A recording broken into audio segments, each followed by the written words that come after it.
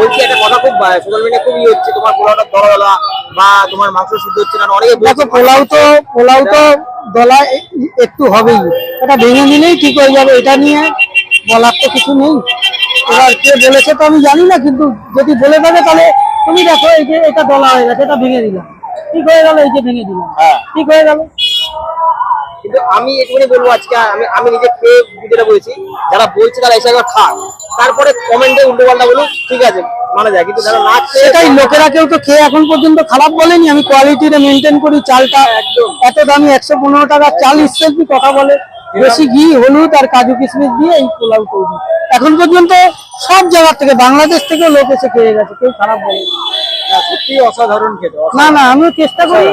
দেখো খাবারের দোকানে কি, খাবারটাই দিতে হবে ভালো, সেটা যদি ভালো না দিই লোক আসবে না। একটু 19-20 থাকবে, ওটা নিয়ে সেটা হাতের 5টা আঙুল সমান না, একদিন হতেই হয়।